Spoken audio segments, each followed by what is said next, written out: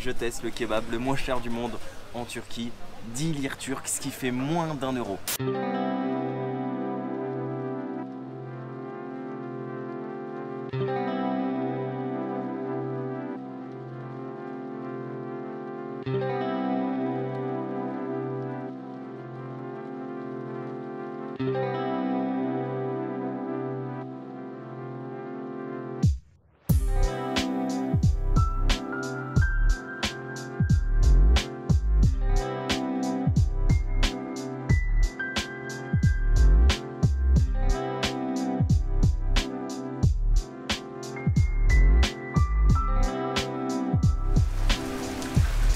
Je crois que ça va être très compliqué d'aller vadrouiller aujourd'hui. Barakat.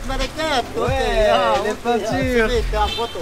Je suis coincé là avec mon ami qui m'a vendu un peinture hier. Je vais en prendre un, allez, je vais en prendre un, je me laisse tenter. De toute façon, il n'y a que ça à faire quand il pleut, hein. Manger. Ok. One, please. Ok. C'est un remix, on dirait, de la vidéo d'hier.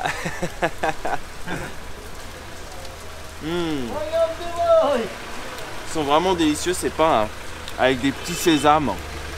J'adore ça. Bonjour, merhaba. Bonjour. Nasılsınız? Comment ça va? Bien. France, bonjour. Turkey, bien. Friend, don't worry political. Friend, looks, this French, Turkish, friend. Political, no good. Je crois qu'il a tout résumé. Hein. French, Turkish, friend, political, no good. Exactement, c'est ça. Nous, on ne calcule pas la politique. On est là, on s'entend bien.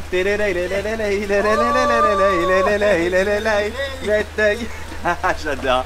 Il est magique le vendeur de pain. What's your name? Muzaffer. Mustafa? Muzaffer. Mes affaires. Yes. Mes affaires. Yes. Alors c'est pas mes affaires, c'est mes affaires. Oh, good. J'arrive même à faire un jeu de mots. Ben. No. Benjamin, Ben. Ok.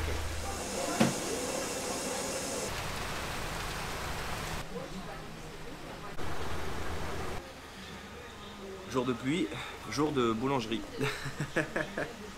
Nouveau dicton. Je suis à la boulangerie du coin. Et comme j'ai pas encore mangé, c'est le moment de tester les petites douceurs locales. Donc j'ai demandé, ça c'est pocha, c'est du pain avec du fromage. Et ça je pense connaître, ça s'appelle suburek.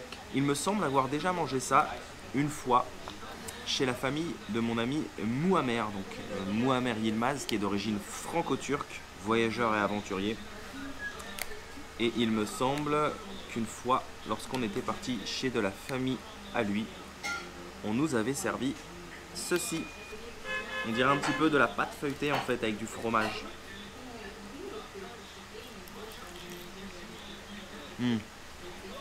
J'en avais déjà mangé, c'est délicieux. Délicieux. Accompagné bien évidemment d'un café, mais celui-là il est pas turc. Hein.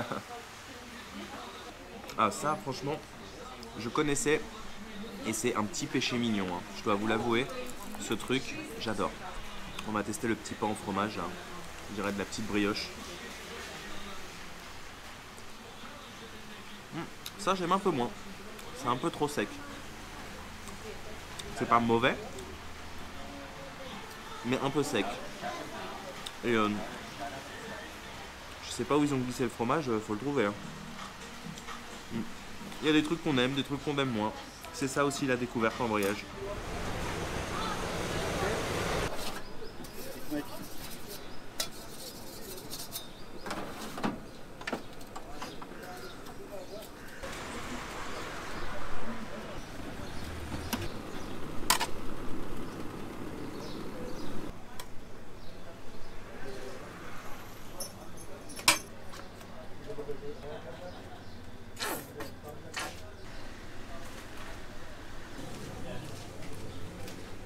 Après, je teste le kebab le moins cher du monde au Brésil. Je sais pas si vous vous souvenez de cet épisode mythique à Sao Paulo où je trouve un kebab, ce qu'ils appellent là-bas churrasco. D'ailleurs, ils connaissaient même pas le mot kebab. C'est je teste le kebab le moins cher du monde en Turquie. 10 lire turcs, ce qui fait moins d'1 euro. Mais bon, au Brésil, si vous avez suivi l'épisode, c'était... Ah, je me souviens plus, j'ai un trou de mémoire. Je crois que c'était dans les 1,50 € avec boisson à volontage. À volonté. Alors là, j'ai pris une Ayran, petite boisson turque, petite boisson lactée. Si vous êtes déjà venu en Turquie, vous connaissez. Si vous avez des amis turcs, vous connaissez peut-être. Si vous ne connaissez pas, je pourrais pas dire réellement à quoi ça ressemble parce qu'on n'a pas vraiment d'équivalent en France. Je peux pas dire que ça ressemble à un yop. À la limite, si je pourrais dire que ça ressemble à un yop en pas sucré avec pas d'arôme et en beaucoup plus liquide. Et ça, c'est vraiment la boisson typique turque. Hein. Vous verrez, tous les Turcs aiment boire de l'ayran, en tout cas en majorité. Alors la pluie s'est arrêtée et j'ai pu enfin sortir. Donc on va essayer d'aller vadrouiller entre deux pluies, aller faire quand même quelque chose. À la base, je vous avais prévu un petit programme très sympa. On devait encore explorer Istanbul, mais je préfère réserver ça pour demain parce que selon la météo, aujourd'hui c'est la seule jour de pluie. Et vu que j'adore marcher sous la pluie, c'est pas très agréable. Explorer sur la pluie, c'est pas très agréable. En plus, avec mon matériel, mon drone, etc., je risque de bien galérer.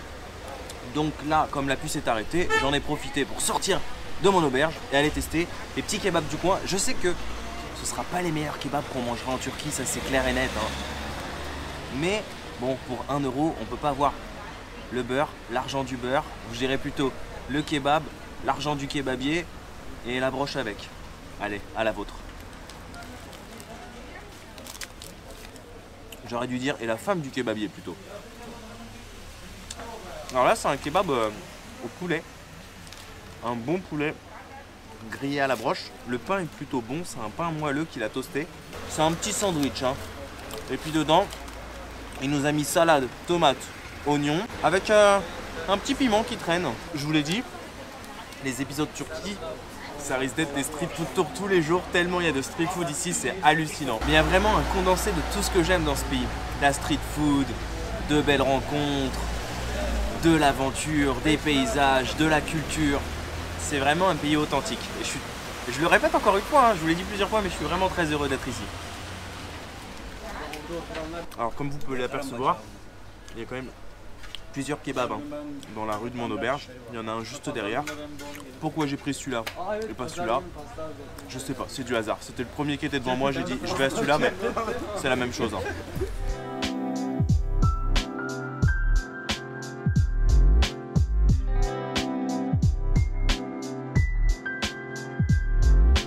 On prend les mêmes et on recommence. C'est reparti pour une mission exploration. On fait les jambes aujourd'hui, on fait le cardio. How are you? Good? Je revois tous mes copains de tous les jours dans mon quartier. Je suis devenu le copain du quartier. Yes, j'arrive. How are you today? Good? Harda? Ils sont contents. Ils sont contents parce que je les ai filmés il y a 2 jours. Ils se sont vus sur ma chaîne YouTube. Ouais. Good. Thank you. You're welcome. On nous écrase ici. Attention les enfants. Teşekkürler. Ciao. Teşekkür.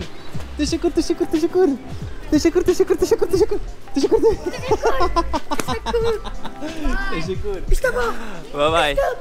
Et moi je suis parti pour une mission exploration.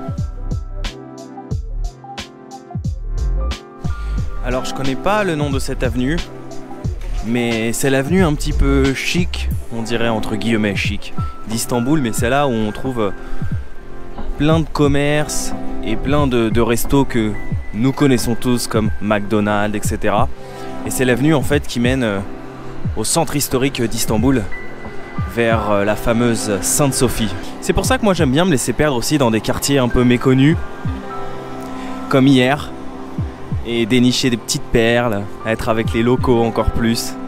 C'est ça que je kiffe dans ces explorations.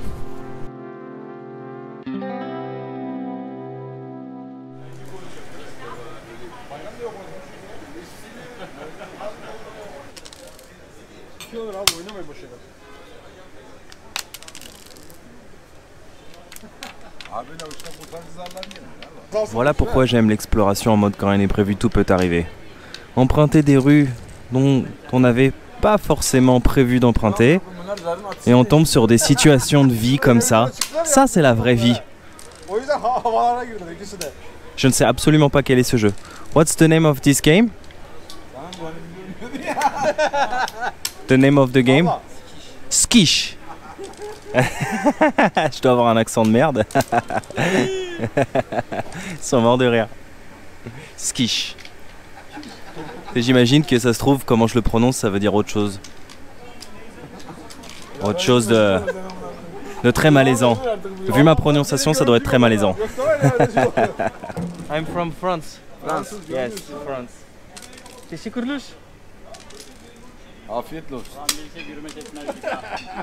Preuve encore de cette générosité, hospitalité turque. Je suis là, je filme une petite scène de vie. Je me retrouve avec les locaux et on m'invite à boire un thé. Tu veux un thé? Ouais, ok, vas-y. Et voilà, je me retrouve avec eux.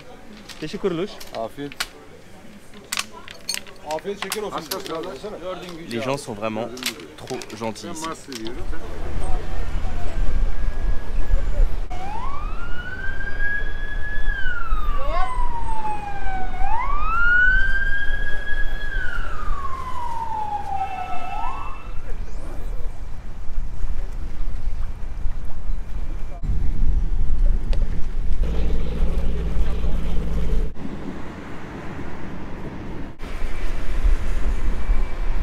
Nous sommes en direct du pont de Galata.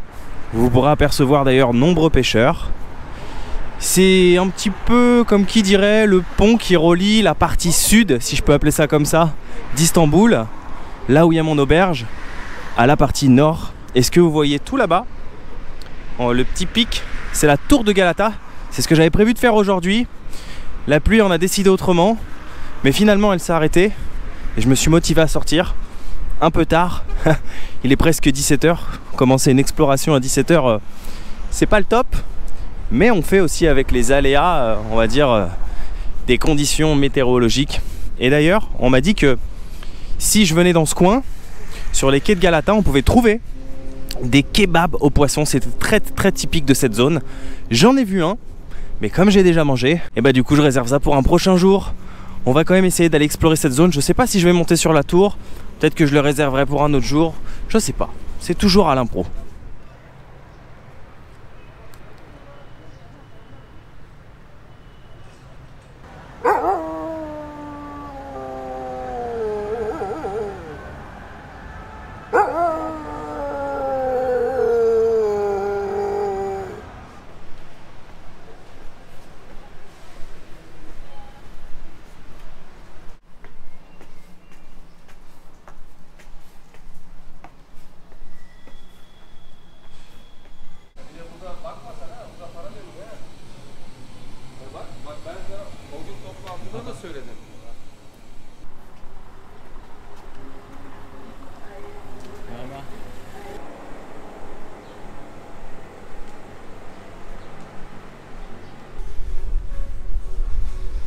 Rabat. Nous y sommes au pied de la tour de Galata et il paraît que d'en haut on peut admirer une vue superbe sur tout Istanbul et en 360 degrés.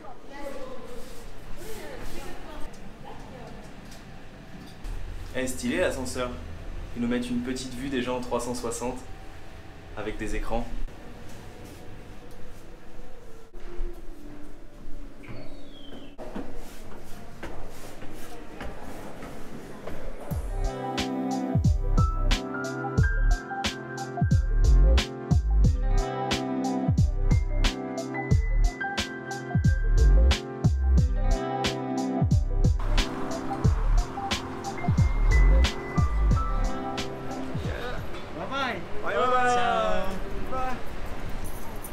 Alors c'est pas des Turcs, ce sont des Iraniens, ils sont super gentils.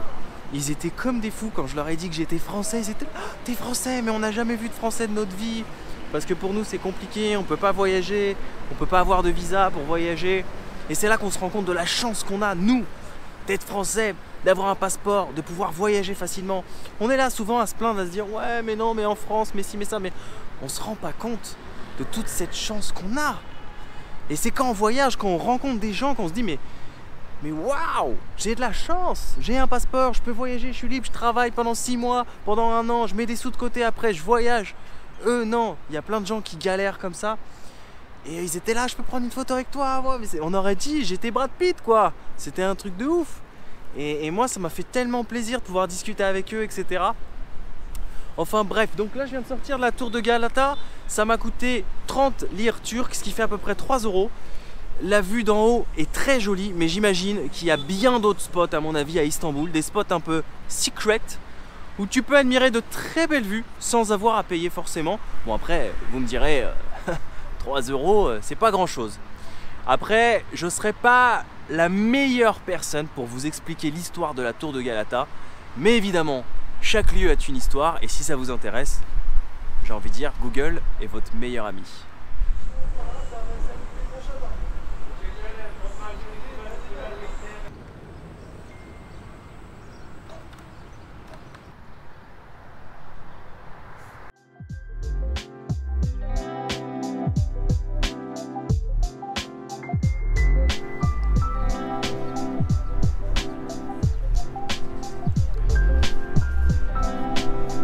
En direct des quais d'Istanbul. Ça me fait penser un petit peu à New York, mais en différent.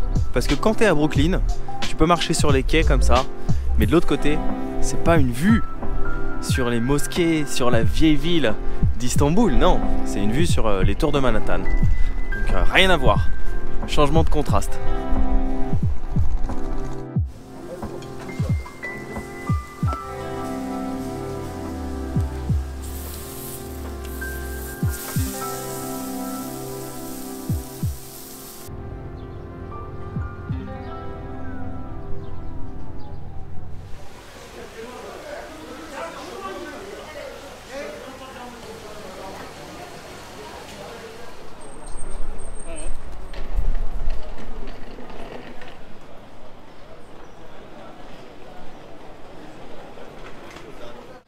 Merhaba. Merhaba. Merhaba. Merhaba.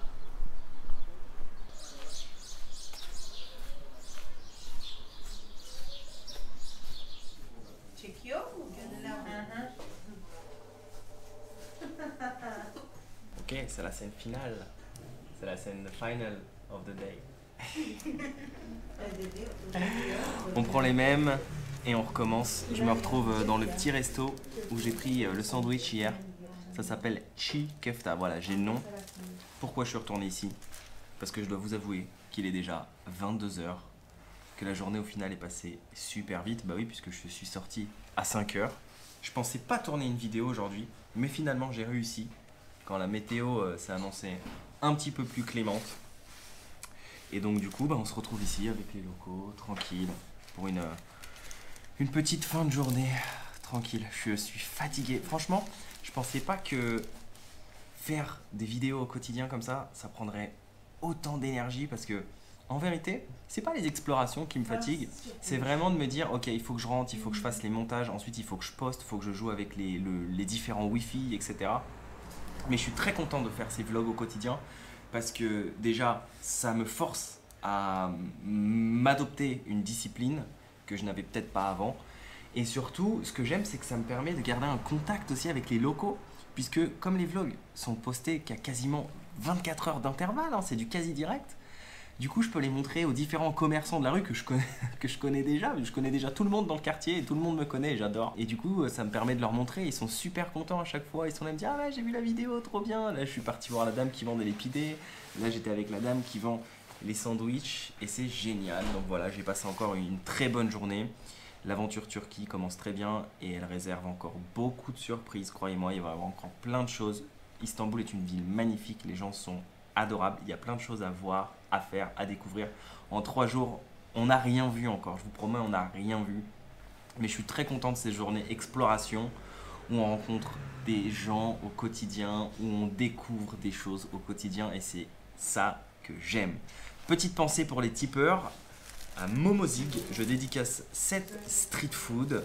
Je sais que Momo m'écrit d'ailleurs souvent sur Instagram. Petit coucou à toi et à tous les autres. Je vous remercie d'avoir suivi ce nouvel épisode en direct d'Istanbul. N'oubliez pas d'ailleurs de me rejoindre sur les réseaux sociaux pour qu'on garde un peu contact, notamment sur Instagram. C'est comme ça qu'on peut suivre l'aventure en live, comme si vous y étiez, bien avant les vidéos YouTube. Si vous n'êtes pas abonné à cette chaîne, n'oubliez pas de le faire. Et puis moi, je vous donne rendez-vous demain. D'ici là, prenez soin de vous. N'oubliez pas de voyager, mais surtout, n'oubliez jamais que quand rien n'est prévu, tout peut arriver. J'ai faim. J'ai super faim. Au final, je pensais pas marcher autant, mais j'ai quand même bien marché aujourd'hui.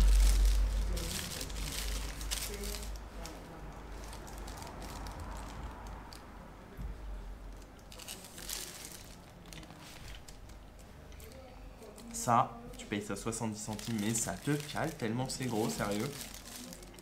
Et c'est vraiment goûtu.